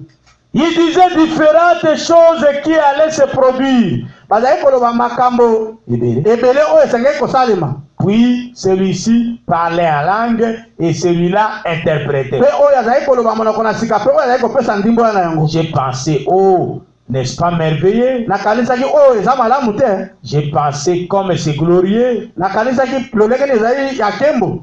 Comment celui-ci parle la langue, l'autre interprète. Lolenge nini oyo azali koloba monoko na sika pe oyo azali kopesa ndimbola. Ce sont sûrement des anges qui sont descendus sous la forme d'hommes. Ezali penza bange lolenge bakiti na lolenge ya bato. 327. Kama misato na tuku baye na sambo. Eh bien, j'avais seulement $1.75 pour rentrer à la maison. Pe nazali kaka na dollar moko Na centime 75. na 75 centimes po nazonga na ndako. Je pouvais juste faire un plein d'essence. Nakokeka kotondisa réservoir na ngai essence. J'ai dormi dans un champ de maïs cette nuit-là. Nalalaki na elanga moko ya masango na butu wana. Vous voyez ça? Omoni yango? Et il dit, Ya lobi. j'ai raconté une partie de l'histoire dans mon livre. Nabeti ndambo aliso. Nabetaki ndambo aliso ya kati ya buku na ngai. Mais pas tout. Kasi nabetaki lisolo yango nyonso te. Parce que je ne voulais pas les blesser. Po ete nalingaki te nazokisa bango. Donc, ce soir-là, Eziko bana pokwa wana. ils ont dit Balobaki. que tous les prédicateurs viennent sur l'estrade. Bate nyonso baya awa na etumbelo. Je suis allé sur l'estrade. Ngape na keleki na etumbelo. J'étais le plus jeune prédicateur présent. Nazalaki mote elenge wazaki wana. Alors, le lendemain matin, Pe na mokolo na lobe elandaki. Na lobe elandaki na tongo. ils m'ont demandé de venir prêcher. Ba tunaki ba yebisaki ngai na koteya. Je me suis caché. Na keleko batama. Vous savez, Boyebi l'homme de couleur a dit, mobali wana moyindo alobaki. par ici, Yakawa. Yakawa. Vous vous rappelez l'histoire quand il a dévoilé ma présence là-bas? Bio bozali kokanisa lisolo ndenge alobelaka bozali nanga kuna. De sa 329. Kama misato tumu baye na libwa. Donc après avoir prêché ce jour-là, je me promenais Na sima nanga koteya mokolo na lai kotambola. et je me suis dit, Pe na milobelaki. si seulement je pouvais rencontrer ces deux hommes qui avaient parlé l'un en langue, l'autre a interprété là. Soki kaka na okuta mibali mibale o bazali koloba moko monoko na aloba monoko na sika pe moko azopesa ndimbola. C'était eux le meneur de la réunion. Ezali bango nde bazali komema pena mayangani. L'un se levait et son visage devenait blanc. Moko azali koteba pe elongile ekobaki pembe. Il parlait en langue. Abali koloba monoko na sika. L'autre interprétait et prononçait ses paroles. Ainsi dit le Seigneur. Mosusu abandaki koteba pe abali kopesa ndimbola pe alobi pe maloba alobi yango alobi kolo. Je veux que les vases vous suiviez bien. Nalingi bino bambeki boyoka malamu. Parce que ça, c'est ça, ce que Dieu nous a révélé dans cet âge. Po ete oyo nde nzambe amonisi biso yango na kati ya ekeke oyo. Tu peux parler en langue. Okoki koloba monoko na sika. Tu peux prophétiser. Okoki kopesa esakweli. Tu peux voir des visions. Okoki komona mamono. Mais être une semence du diable. Pe ozala mombote ya zabulu. C'est ce que Branham avait nous montré ici. Yango nde Branham alingi atalisa biso Et awa. ces deux hommes-là, Ete kati ya mibali mibale wana. l'un d'eux était de la semence du diable. Moko na bango azalaki mombote na zabulu. Et Dieu, quand il lui a parlé, lui a donné l'écriture de Hébreux 6. Pe nzambe ntango asololaka na ye Na Branham. asololaka na ye Branham apesa ye likomi ya bayebele motoba En lui disant la pluie tombe sur les justes et les injustes. na kolobaka na ye te mbula ebetaka likolo na bayengebeli mpe bazali koyengebeli. Il y a ici telle et telle personne qui s'appelle un tel. ezali awa na moto oyo azali kobengama na kombo oyo Telle et telle personne qui s'appelle un tel. ezali awa na moto oyo mpe na moto oyo bazali kobengama na kombo songolo Qui doit faire ceci? oyo asengeli kosala oyo Et telle chose. mpe akosala makambo oyo na makambo oyo. C'était ça le parler à langue et l'interprétation. yango nde ezalaki koloba monoko na sika mpe ndimbola na yango. Frère Branham, c'était la vérité. Pardon, frère, c'était la vérité. bandeko Le message qui était donné, c'était la vérité. bandeko sango epesamaki ezalaki penza ya solo. L'autre se levait et parlait en langue. Et lui, il interprétait. mosusu azalaki kotelema alobi na monoko na sika mpe ye alimboli. 330. kama misato na tuku misato J'ai pensé, nakanisaki oh là là, oh la la n'est-ce pas merveilleux? ezali kitoko te koleka. Alors ce jour-là, mpe mokolo wana j'ai pensé, nakanisaki je suis sorti et j'ai prié. nabimaki mpe nabondelaki J'ai pensé, nakanisaki Seigneur, kolo refais-le pour moi. Salango lisusu pona. sala yango lisusu mpo na ngai. Je ne savais pas comment appeler ça. nayebaki te kombo nini napesa yango. Les visions. mamono 331. kama misato na tuku misato na moko. Je suis sorti et j'ai prié. nabimaki mpe nabondelaki. J'ai demandé au Seigneur de m'aider. natunaki na kolo asunga ngai. Je marchais autour du bâtiment nazali kotambola zingazinga na ndako et je me suis retrouvé nez à nez avec l'un d'eux. mpe nakutanaki mpenza elongi na elongi na moko na bango. Or, le Seigneur m'a donné un moyen de savoir les choses. nzoka nde kolo apesaki ngai lolenge moko ya koyeba makambo. C'est à travers les visions. eza na nzela ya mamono. Je lui ai serré la main. nasimbaki ye loboko. L'un des deux hommes là qui parlait en langue et l'autre interprétait là. Comme des anges. moko na kati ya mibali mibale wana moko azali koloba monoko na sika mpe moko azali kopesa ndimbo ya lokola baangelu. Écoutez, frère Branham. bona na ndeko Branham Il dit, alobaki j'ai dit, nalobaki bonjour. mbote. Il a dit bonjour. alobi mpe mbote. Comment vous allez et comment allez-vous? boni yo. J'ai dit Branham. nalobi Branham. Oh, il a dit. oh alobi. Alobaki. oh alobaki. Vous êtes le jeune homme qui a prêché ce matin. yo ozali elenge mobali auti koteya na ntonga lelo. J'ai dit oui, monsieur. nalobi iyo mbuta mutu. Alobaki. nalobaki iyo mbuta mutu. 332. kama misato na tuku misato na mibale. Pendant que je conversais avec lui, na ntango nazali kosolana na ye j'ai capté son esprit. nasimbaki makanisi na ye. Molimo. Son esprit. nasimbaki molimo na ye. C'était un chrétien authentique. azalaki mpenza mokristo ya solo. Un chrétien. mokristo. Un pire frère. ndeko mobali mpenza ya solo. Peto. ndeko mobali ya peto. Vraiment, c'était un croyant. ya solo mpenza ezalaki mondimi. J'ai pensé, oh, n'est-ce pas merveilleux? nakanisaki oyo ezali malamu te. Parmi les deux hommes, dont l'un a parlé en langue et l'autre a interprété. Frère Branham a rencontré l'un. Il a capté son esprit pendant qu'il parlait avec lui. Il a vu que c'était un véritable chrétien. katikati na mibali mibale oyo moko azalaki koloba monoko na sika mpe moko azalaki kopesa ndimbola nango. ndeko Branham akutanaki na moko aluki kokanga molimo na ye mpe alobaki ya solo mpenza azali mokristo ya solo. 333. kama misato tuku misato na misato. Environ une heure plus tard, nsima na ngonga moko na nsima là-bas près de la voiture, kuna pembeni na mutuka en train de regarder une très grosse voiture à l'arrière de laquelle il était écrit Jésus seul. na kotalaka voiture moko na nsima bakomaki Yesu ye moko. Là se tenait l'autre homme mobali mosusu atelemaki wana parmi les deux là. katikati na mibali mibale wana. Je me suis approché et j'ai dit bonjour monsieur. napusanaki pembeni na ye mpe nalobi mbote mbuta mbutu. 334. kama misato na tuku misato na mine. Il a dit bonjour. alobaki mbote. Il a dit alobaki vous êtes le frère Branham qui a prêché ce matin? yo ozali ndeko Branham auti koteya na ntonga lelo. 335. kama misato na tuku misato na mitano. J'ai dit oui monsieur, c'est moi. nalobaki na ye iyo mbuta mutu ezali ngai. J'ai dit nalobaki dites, j'apprécie le grand don de Dieu qui agit en vous, les deux frères. nazali kosepela na likabo monene na nzambe ezali kosala kati na bino bandeko mibali mibale 336. kama misato na tuku misato na motoba. Il a dit merci, monsieur Branham. Alobaki matondi ndeko mutamutu Branham. Et j'ai commencé à sentir son esprit. Pe na bandaki koyoka molimo na ye. Vous suivez ça? Boyoki yango C'est pas le moment de dormir. ezali tango akolala te. Écoutez, Boyoka j'ai commencé à sentir son esprit. na bandaki koyoka molimo na ye. Écoutez, Boyoka une vision est apparue. emoneneli moko ekomelaki ngai. Quand il parlait avec le deuxième homme, Tala ngai kosola na mobali ya mibale. si je parlais une fois à un hypocrite, lui en était un. Soki nasala koloba na moto ya bilongi mibale ye azali moko. Azalaki. Ye azalaki moko. Vous voyez ça? Omoni yango Celui qui a parlé à langue ou interprété là. moto azali koloba monoko ya sika to abandaki kopesa ndimbola wana. C'était un bon message vrai, exact. Ezali mpenza sango ya solo mpe ya malamu.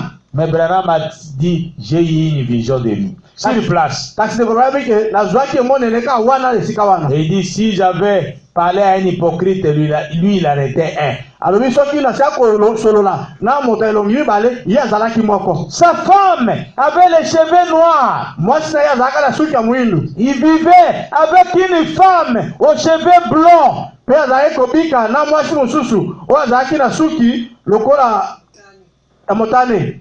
Et avait eu les deux enfants. Mpe na mwasi wana ya suki motane babotaki bana mibale. Il était tout sauf un chrétien. Azalaki nyonso me kozala mokristo te. Est-ce que vous suivez? Est-ce que bolandi? Vous pouvez parler en langue, vous pouvez prophétiser, vous pouvez avoir des visions, mais sans être chrétien. Bokoki koloba monoko na sika, bokoki kosakola kasi kozanga kozala mokristo. 337. Kama misato na tuku misato na sambo. Alors je me suis dit, Na bongo na milobelaki. dans quoi est-ce que je me suis embarqué na koti na likambo nini kolo? Na koti na likambo nini kolo? Kwa komona bato ba Bible kwa sikana interprétation correcte, mais akobika lokola satana na mwasi mosusu ya mibale pe basabota bala mibale. Vous voyez ça? Bomoni yango? Je pensais me trouver parmi des anges et maintenant je dois être parmi des démons. Na kanisa ki nazwamaki na kati na banjelu nzoka sikoyo nazwami kati na ba démon. Quelque chose s'est passé. Eloko moko esalemaki. Celui qui était assis, qui était là-bas, Moto azalaki wana c'était un chrétien authentique. oyo ya liboso azalaki mpe mokristo ya solo. Et le même esprit qui descendait sur cet homme-ci descendait sur cet homme-là. Mpe molimo moko ezali kokita likolo na mobali Oh, oyo hypocrite. oyo ya elongi mibale ezali mpe kokita likolo ya mobali oyo kuna ya liboso. Vous suivez ça les deux? Bozali komona yango likabo. Le véritable Saint-Esprit qui agit même sur un hypocrite, il donne un message correct. Mais c'est un hypocrite. Il ne vit pas la parole. Molimo mosato ya solo ezali kosala na kati ya moto ya elongi mibale apesi mpe sango oyo ezali mpe ya solo kasi azobika eloba te. Vous voyez ça? Bomoni yango? Et frère Branham a dit, Te ndeko Branham alobi je me suis dit, na milobelaki maintenant je ne sais plus du tout où j'en suis. sikoyo nazoyeba te nazwami wapi. Je ne savais pas quoi faire. Nayebaki te nasala nini. J'ai crié au Seigneur. Nagangaki epai na kolo. Je l'ai supplié. Nabondelaki ye. Je ne savais pas quoi accepter. Nayebaki te nandima nini. 338. Kama misato na tuku misato na mwambe. Ils étaient sur le point de m'amener à Bazalaki pembe na komemangana asisi maloba te. Il m'a demandé si j'avais reçu le Saint-Esprit. Atunaka ngai soki nga na yambaka molimo mosantu. Courageux, hein? Aza pe moto apiko. Ce type-là m'a demandé ça. Moto wana atunaki ngai motuna wana. Lui-même, il vit avec une autre femme, avec des enfants, mais il demande à Frère Branham s'il avait reçu le Saint-Esprit. Ye moko azobika na basi na mwasi moko na bana mibale pe azali kotuna moto ya ndeko Branham soki aza na molimo mosantu. Et pourquoi il dit ici, ce type-là m'a demandé ça? Tala tina zoloba awa mobali wana atuni ngai yango. Et j'ai dit, Pe nalobaki na ye. non monsieur, pas comme vous. Te te mbutambutu molimo mosato te lokote lokola yo te. molimo mosato te munene koleka. Vous voyez ça? Il a dit, avez-vous déjà parlé en langue? J'ai dit non, monsieur. Il a dit, alors vous ne l'avez pas. Vous voyez un peu les audaces que les gens ont aujourd'hui, même dans les messages. Vous voyez ça? Quelques instants plus tard, j'étais heureux de ne pas avoir ça. Oui, j'étais heureux de ne pas avoir l'air Saint-Esprit. Vous voyez ça? Et au paragraphe 342, donc je me trouvais là-bas dans une vieille caverne derrière Greensmill. Libulu ya kati ya mabanga na Greensmill esika le moulin de Green na machine oya Green. Je suis sorti. J'avais été en prière.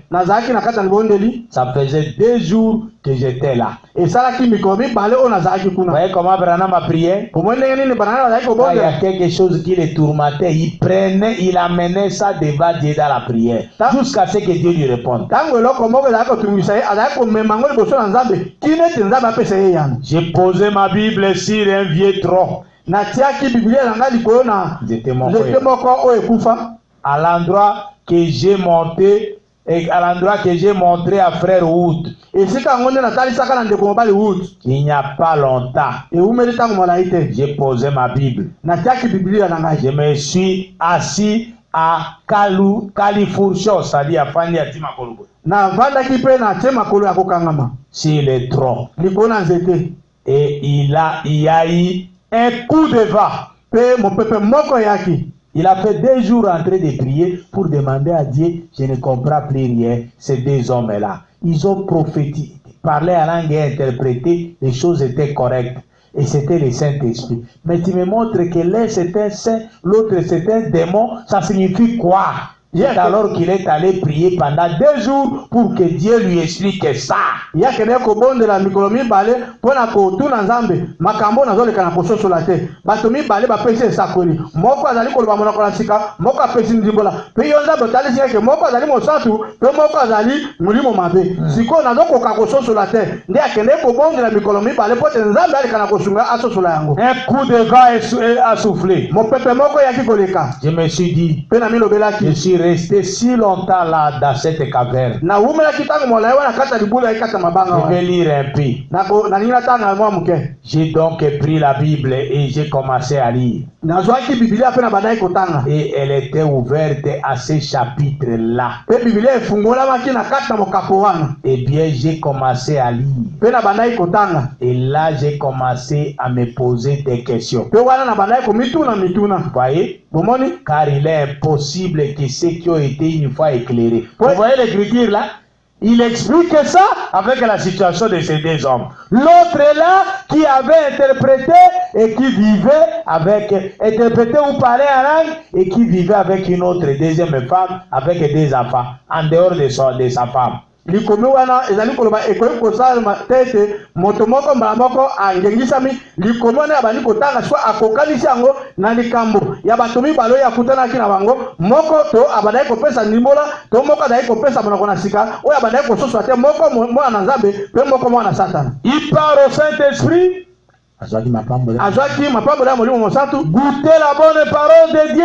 Aletaki liloba ya kitoko na Nzambe. Les siècles à venir. Ya ekeke ezali koya. Et qui sont tombés. Pe oyo bakoyaki. Se renouvellent. Bazonga lisusu. Reviennent à la repentance. Bazonga lisusu kobongola motema. Puisqu'ils crucifient pour leur part le Fils de Dieu. Poete bazali kobaka lisusu na ekulusu mwana na Nzambe. Et l'expose à l'ignominie. Pe bazali kotela bakozali kobaka na kosekama. Vous voyez ça? 343. Kama misato na tuku mine na misato. J'ai pensé. Na kanisaki. Voilà ce passage de l'écriture. Tala makomi oyo. Mais quelque chose ne me quittez pas. kasi eloko moko ezali kotika ngai te. Alors je me suis mis à réfléchir. Mpe navandaki na bandaki kobanza-banza. C'est le passage où il dit là au début, ezali likomi oyo ezali koloba wana na ebandeli. ça posait les fondements mort de la repentance. Kozanga kotia moboko oyo kufi ya kobongola motema. Du début, Ya ebandeli. ça posait les fondements de la repentance. Kozanga kotia moboko ya kobongola motema. Et voici qu'il dit ici, Petala azali koloba awa. se renouveler et revenir à la repentance. Kozonga lisusu pe kozonga na kobongola motema. Mais avançons vers la perfection en laissant ces choses derrière. Kasi tokende na kobonga be na kotika makambo sima. Alors je me suis mis à lire. Pe na wanai kotanga. Là, j'ai lu le verset suivant. Pe na wana natangaki nzela moke balandaki na sima. Lorsqu'une terre est abreuvée Tango mbula par la pluie qui tombe souvent sur elle, tango mabele moko enukisami na mbula oyo ezali konuka likolo na yango. et qu'elle produit une herbe utile assez pour qui elle est cultivée, Pe mabele wana eboti matiti ya kitoko mpona moto alonaki yango. elle participe aux bénédictions de Dieu. Moto mabele wana ezali ko zwa eteni ya lipaboli na Nzambe. Mais si elle produit des épines et des chardons, elle est réprouvée. Kasi soki ezali kobota banzube pe matiti mabe yango ebwakami. Et près d'être maudite. Pe pene ya kolakilama mabe. Et on finit par y mettre le feu. Pe na suka bakotia yango moto. 344. Kama misato tuku mine na mine. Et quand j'ai lu ça, Pe tango natangaki yango, il y a quelque chose qui m'a secoué. eza na eloko moko eningisaki ngai. Et j'ai pensé, Pe nakanisaki, Seigneur, Kolo, ça ne s'applique pas à Roy Davis. Dans quel but fais-tu ça? yango ezotala Roy Davis te. Pasteur Naïa Baptiste. Yango ezotala mokenge na ye Roy Baptiste te. Kasi mpona nini? Pasteur Naïa Église Baptiste, Roy Davis. Mokengeli na ye ya Lingoba Baptiste Roy Davis. Ezotala a été écrit. Likambo ezotala ye te. Mais attends, nini opesi Pe ngai? tina nini topesika likomi oyo? Amen. Amen. 345. Kama misato tuku mine na mitano. J'allais passer à la page suivante. Na ngai naleka na lokasa mosusu. Je n'ai pas pu m'empêcher de regarder ça de nouveau. Na mipekisamaki te mpona tala yango lisusu bala mibale. Il est impossible que ceux qui ont été une fois éclairés Eko kosalema te ete baoyo mbala moko bagengisamaki de relire ça de nouveau. kozongela Natangi yango. na dongeli kotanga yango lisusu. 346. Kama misato tuku mine na motoba. Alors j'ai pensé, Na bongo nakanisaki. Seigneur, qu'est-ce que c'est? Kolo elingi koloba nini? Qu'est-ce que tu veux dire, Seigneur? Yo elingi koloba nini kolo? 347. Kama misato tuku mine na sambo. J'ai fait demi-tour Na balukaki. et suis retourné dans ma caverne Pe nazongaki na kati ya libulu na nga oyo ezali kati ya mabanga. pour prier à ce sujet. Mpona kobondia mpona likambo wana. À ce moment-là, Na ntango wana kaka. j'ai vu un monde qui tournait. Namona ki- Vision maintenant. namonaki mokili ezali kobaluka ezalaki emonene. C'est comme ça que Dieu travaille avec les frères. ezali na lolenge wana Nzambe ezali kosalela ndeko Quand Branham. il veut lui expliquer la parole, il lui montre l'écriture et puis il lui explique cette écriture-là en vision. Soki alingi kopesa ye liloba akolakisa na likomi na nsima apesi ndimbola ya likomi wana na nzela emonene. Vous voyez ça? Omoni yango? Il dit, Alobaki à ce moment-là, na ntango wana quand kaka il a lu l'écriture d'Hébreux 6, ntango atangaki likomi ya bayebele motoba il est rentré prier dans la caverne. azongaki kobonda kati ya libulu ezali kati ya mabanga. J'ai vu un monde qui tournait. namonaki mokili moko ezalaki kobaluka Il était tout hercé. yo ezalaki eleki banzelazela Vraiment bien hercé. oyo mpe banzela elekabaki malamu mingi Le monde entier. mokili mobimba. Et j'ai vu un homme en blanc mpe namonaki mobali moko na elamba ya pembe qui parcourait la terre. oyo ezalaki kotambola na mokili. Il tenait un sac. asimbaki saki moko, Il tenait des semences. asimbaki bamomboto, Il semait des semences. abandaki kolona momboto En parcourant la terre. na kotambolaka na mokili. Il a disparu à l'horizon. Asuka kuna. akendaki kuna mpe alimwe. Vous voyez ça? omoni yango Un homme vêtu de blanc. mobali moko alataki pembe. Et dès qu'il a disparu, mpe ntango kaka mobali alimwaki, un homme qui portait des vêtements très noirs est arrivé. mobali mosusu alataki elamba pene ya moyindo akomaki. Il avait l'air surnois. Maël Mabé. azalaki moto ya mayele mabe. Il se déplaçait furtivement comme ceci en regardant. azalaki kotambola na kotalaka mpe kokebaka-kebaka. Lui aussi avait de la semence. ye mpe azalaka na momboto. Il a ça quelque chose derrière. azalaki kobwaka mpe eloko nsima. parcourant la terre. na kotambolaka mpe na mokili. Il observait chacun, Abaye kotala moko na moko, tout en laissant quelque chose. na kotikaka eloko moko. J'étais là à observer la vision. nazalaki wana na kotala mpena momono wana. 348. kama misato tuku mine na mwambi. Après qu'il est parti, nsima na ye kokende, le monde a fait une rotation mokili ebalukaki et il y a eu une énorme récolte. mpe kobuka mbuma moko ebele eyaki. C'était du blé ezalaki mbuma masangu, et il y avait des mauvaises herbes, mpe ezalaki na matiti mabe, des gratteros na matiti mazube oyo kaya bilamba, et différentes choses parmi les blés. mpe makambo ya lolenge wana kati na masangu. 349. kama misato tuku mine na libwa, Il y a eu une sécheresse. ezalaki na moyo eyaki, Makasi kokau. moyo eyaki makasi kokausa biloko. Et oh, le petit blé a penché sa petite tête. Oh, mbuma nzete masangu moke kitaki na se na mutu nango. Il avait soif d'eau.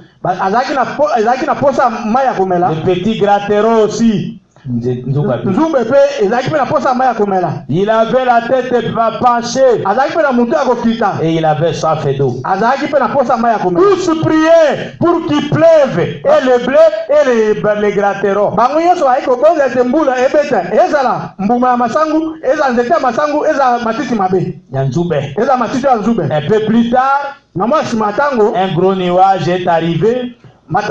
mamwe moko ya monene ekomaki, Lipata moindo. lipata moindo ekomaki Ya munene. ya monene Pona mbula. mpona mbula, Et a arrosé la terre entière. mpe mbula ebetaki na mokili mobimba. Et le petit grattereau s'est redressé d'un coup. Il s'est mis à crier gloire à Dieu, alléluia, loué soit l'Éternel. mpe matiti ya nzube etelemaki malamu, elobi kembo na nzambe, aleluya, kembo na nzambe. 350. kama misato na tuku mitano. Et le petit blé, il s'est redressé d'un coup. mpe nzete ya masangu mpe etelemaki, Il s'est mis à crier abanda mpe koganga gloire à Dieu, loué soit l'Éternel. kombo na nzambe ekumama. 351. kama misato na tuku mitano na moko. Et c'est là que ce passage de l'écriture m'est venu à l'esprit, ezali wana dans la vision. na kati na likomi wana eyelaki nga na molimo ntango na ye kati na mamono wana. Il se trouve dans l'évangile de Matthieu au chapitre 5 au verset 45. ezwami na kati na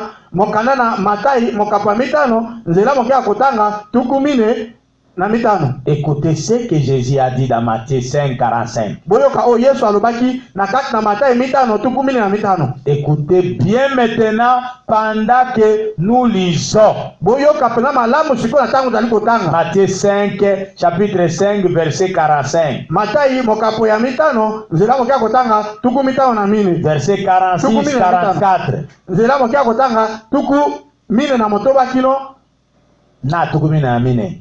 na tuku mine na mine. Pour commencer. mpona kobanda, Mais moi je vous dis, aimez vos ennemis, kasi ngai nazali kolobela bino bolinga banguna na bino, bénissez ceux qui vous maudissent, bopambola baoyo bazali kolakela bino mabe, et faites du bien à ceux qui vous haïssent, mpe bosala malamu na baoyo bazali koyina bino, et priez pour ceux qui vous maltraitent mpe bobondela mpo na baoyo bazali konyokola bino, et qui vous persécutent, mpe baoyo bazali konyokola bino, afin que vous soyez fils de votre Père qui est dans les cieux. na ntina ete bolekaka kozala mwana ya tata na bino, bana ya tata na bino oyo bazali kuna na likolo. Car il fait lever son soleil sur les méchants et sur les bons, po ete azali kotombola moi na ye likolo na batomboki mpe likolo na bato malamu, et il fait pleuvoir sur les justes et les injustes. mpe anukisaka mbula na ye likolo na bayengebeli mpe likolo na bazangi boyengebeli. 350. kama misato tuku mitano na mibale. Alors vous voyez, na bongo bomoni la même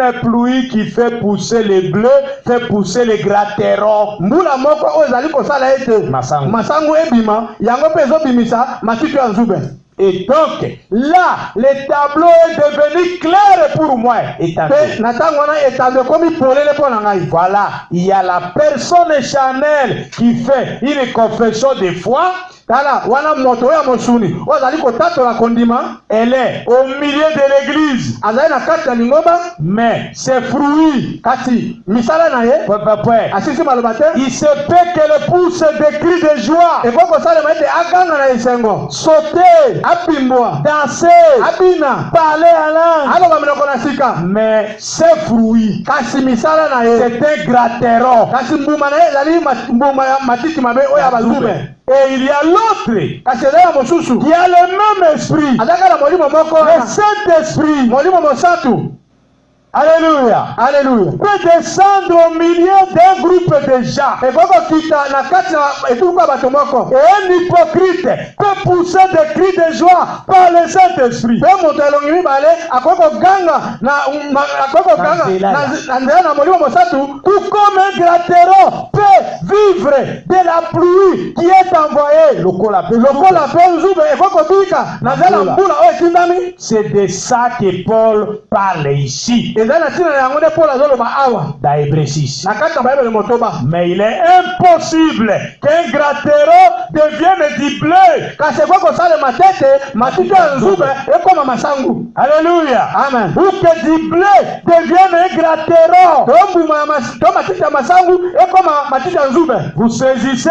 Kuzali kokanga L'assemblée dit Amen. losambo elobi amen. Car il est impossible Wete ekoko salema te que ceux qui ont été une fois éclairés, ete baoyo mbala moko bangengisamaki qui ont eu part au don du Saint-Esprit, oyo bazwaki lipamboli ya molimo mosatu ont goûté la bonne parole de Dieu baletaki liloba kitoko na Nzambe et la puissance du siècle à venir mpe nguya ekeke ezali koya qui tombe, bakweya qu'il se renouvelle encore. bazonga lisusu. Écoutez ce qu'il dit. Boyoka bazali koloba Car la pluie tombe souvent sur une terre po ete mbula ebetaka ntango nyonso koya mabele pour l'abreuver, mpona kopolisa yango, la prêter, mpona kobongisa yango, et la préparer mpo mpona kobongisa yango pour ce qui est des épines et des chardons. mpe mpona oyo etali matiti ya nzube mpe matiti ya nzube Ils sont prêts d'être rejetés. bazali pene mpona kobwakama. Alors c'est pourquoi, tala ntina na yango, laissant les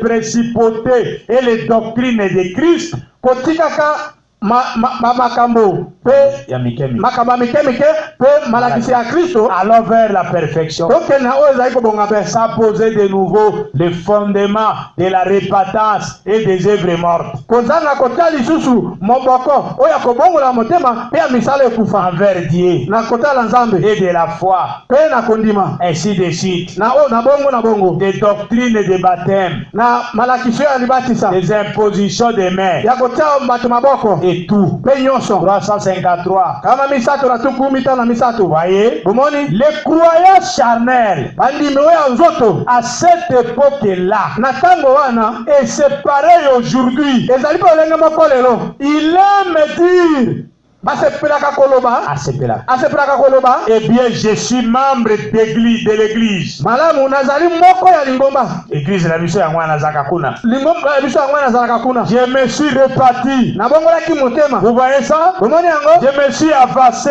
Nakendaki liboso. J'ai fait une confession. Nayambolaki. J'ai été baptisé. Nazwaka libatisa. Voyez? Bomoni? Il s'appuie sur ces réformes charnelles. Azali kotia likana liko ibongisho ya nzoto. Et ça produit quoi ça? Pe yango ezali kobota nini wana? Ça produit des gratteros. Ezali kobota matiti ya nzube. 354. Kama misato tuku mitano mine. Et la perfection, ça produit quoi? C'est le blé. Le blé, c'est la parole de Dieu. Il l'utilise puisque c'est sa parole. C'est sa semence. Elle produit. 355. Cela dépend de la semence qui a été semée dans votre cœur. Voyez ça? Si vous venez à l'église seulement parce que vous avez peur de l'enfer, vous voyez ça? Si vous adhérez à l'église parce que vous ne voulez pas aller en affaire, vous êtes toujours un gratero. wana ozali ntango nyonso nzube Si vous adhérez à l'église, soki ozali kokɔta na losambo seulement pour être bien vu, po ete bato baleka na komona yo vous êtes toujours un yo gratero. ozali ntango nyonso nzube Si vous avez accompli toutes les formalités demandées soki osali makambo nyonso esengamaki et que vous n'avez rien d'autre, mpe otikali eloko mosusu te vous êtes toujours un yo gratero. ozali kaka ntango nyonso nzube Vous voyez ça? omoni yango Et 356, pe kama misato na tuku mitano na motoba mais un vrai, kasi oyo ya solo un authentique chrétien mokristo mpenza ya solo court vers la perfection akimaka kokende na kobonga mpe jusqu'à ce que le monde soit mort kino ete mokili ekufa et que vous soyez devenus une nouvelle créature en Jésus-Christ. ete yo oleka na kokoma ekelemo ya sika kati ya yesu kristo Après quoi, nsima na nini il est impossible que cet homme tombe un jour. ekoki kosalema te ete moto wana akweya mokolo moko C'est ce que la Bible dit. ezali yango nde biblia ezali koloba Vous voyez comme cela concorde avec le reste de l'écriture. bozali komona lolenge nini yango ezali kokokana na makomi mosusu etikali Vous voyez comme elle met tout cela parfaitement à sa place. ozali komona lolenge nini ezali kotia yango mpenza moko ya moko na esika na yango 357. kama misato tuku mitano na sambo Comment pourrait-elle dire ici? lolenge nini akoki koloba awa Un homme qui a été une fois sauvé ne peut jamais être perdu. moto moko asi akobikisama aleka na kobungisama Akoki te. akoki te kobungisama et plus loin mpe kokende mosika Ici dit, alobi lisusu awa aloba lisusu, aloba lisusu aloba lisusu awa mais si vous êtes perdu kasi soki yo obungisami ou si vous blasphémez, to soki otuki c'est impossible. ekoki kosalema te Bien sûr, ya solo si vous êtes un blasphémateur, soki ozali motuki vous n'êtes pas un chrétien. yo ozali mokristo te 358 pour finir. kama misato na tuku mitano na mwambe mpo na kosilisa Nul, s'il parle par l'Esprit de Dieu, ne dit Jésus est anathème. Moto moko te. moko te akoki koloba na nzambe molimo Soki aza kosolo. soki azali kosola na molimo na nzambe aloba ete akoki koloba ete yesu alakeli mabe Vous voyez ça? bomoni yango 1 Jean 4. moko yohane mine C'est 1 Corinthiens 13. ezali moko bakorinto zomi na misato Même oui, 1 Jean 4. C'est 1 Jean 4. ezali mpe moko yohane mine C'est 1 Jean 4. ezali moko yohane mine Nul, s'il parle par l'Esprit de Christ, moto moko te soki azali koloba na nzela molimo na kristo il dit que Jésus est anathème. aloba ete yesu alakelaki mabe Tout esprit de Dieu molimo nyonso na nzambe qui est dans l'église chrétienne oyo ezali kati na lingomba ya bakristo est d'accord avec tout ce que Dieu dit. ezali na boyokani na oyo nyonso nzambe alobaka Que Dieu vous bénisse. sika te nzambe apambola bino Amen. amen Voyez ça? omoni yango C'est ça la vie chrétienne. yango nde bomo bakristo Il y a beaucoup d'imitations du christianisme aujourd'hui. ezali na komekolama ya bakristo lelo ebele Beaucoup de gens imitent être chrétiens bato ebele bazali komekola kozala bakristo alors qu'ils ne le sont pas. nzoka nde bazali bakristo te Si vous êtes chrétien, soki ozali mokristo vous ne pécherez pas. yo kosala lisumu te Vous ne serez pas un crédit à la parole. yo kozala te mozali kondima na liloba Vous ne blasphémerez yo mpe kotuka te sika te nzambe apambola bino kobondela pas. Seigneur Jésus, merci parce que tu es merveilleux pour nous. kolo yesu matondi mpo tozali malamu mpo na biso Tu nous as fait grâce osaleli biso ngolu que nous puissions écouter ta parole ce soir. ete toleka na koyoka liloba na poko ya lelo Et ta présence est descendue, Seigneur. mpe bozali na ekiti kolo Tu as vu au début, avant même la prédication, yo monaki yambo meme lite ebanda le diable avait envoyé ses adeptes ici pour tenter ta présence nzambo atindaki basaile a mpo bameka kozali na yo avec la puissance d'envoûtement, na nguya oyo ya kolokama pensant que moi je pouvais m'embrouiller de la parole. kokanisaka ete ngai na kozwa mobulu na kati na liloba Mais ils ne savent pas que c'est toi qui me tiens. kasi bazali koyeba te ezali yo nzambe ozali kosimba Et ngai c'est toi qui m'as commissionné dans cette église. yo nde opesinga mosala Et oyo je sens ta présence maintenant. mpe nazali koyoka bozala no sikoyo Seigneur, descends maintenant. kolo kita sikoyo Maintenant que nous voulons changer de service sikoyo tolingi tozoyoka na mosala mosusu pour aller à la maison de Dieu. mpona kokende na ndako ya Je makabo te prie que ta présence puisse descendre ici. nabondeli ete ozali na ekita awa Que ta présence dans la parole, que ça puisse descendre maintenant ici pour actionner les dons qui sont dans tes enfants. tikete kozala no ezali kati na liloba ekita mpona kopesa moto na kati na likambo kati na bana na yo. Que ça puisse se faire bouillonner ton onction à nous. eleka na kopelisa epakola mino kati na biso. Tu puisses ouvrir les visions. oleka na kofungola mamono. Tu puisses donner les prophéties. oleka na kopesa bisakweli. Tu puisses donner les palais arabes. oleka na kopesa milongo na sika. Et l'interprétation. mpe na ndimbola na yango. Par-dessus tout. me kasi likolo na nyonso. Tu puisses donner à tes vases la vie pure. oleka na kopesa na bambeki na yo bomo ya petwa. Et à moi-même, Seigneur. mpe na ngai moko kolo. Que nous soyons de blé et non de chardon. ete toleka na kozala mbuma masango kasi nzube te. Nous te demandons que tu puisses commencer avec nous ce service. tosengi na yo toyokana biso mosala oyo. Le frère qui a amené son enfant, Seigneur. ndeko mobali amemi mwana na ye kolo. Toi, tu puisses nous parler. oleka na kolobela ye. Pour l'aider à délivrer son fils. mpona kosunga ete mwana aleka na kokangola. Il va glorifier ton Seigneur. akokumisa kombo na yo. Seigneur, ouais, chacun de nous. kolo pakola moko na moko na biso. Ouvre les vases. pakola bambeki. Bénis ma maison. pambola libota na ngai. Mon épouse, mes enfants. pambola mwasi nanga mpe bana na ngai. Garde-les sous le sang de Jésus-Christ. batela bango na nse na makila na yesu kristo. Bénis tous les frères qui nous ont assistés dans la technique. pambola bandeko nyonso basungaki biso na kati na teknike. Bénis l'interprète. pambola molimoli. Au nom du Seigneur Jésus-Christ. na kombo na kolo yesu Nous kristo. le demandons ainsi. tosengi oyo yango bongo. Notre Dieu bien-aimé. nzambe na biso molingami. Seigneur, nous te prions. kolo tobondeli Que yo. tu puisses descendre maintenant. oyo toleka na kokita sikoyo. Pour te manifester au milieu de nous. po toleka mimolisaka kata Au biso. nom du Seigneur Jésus-Christ. na kombo na kolo yesu kristo. Amen. amen.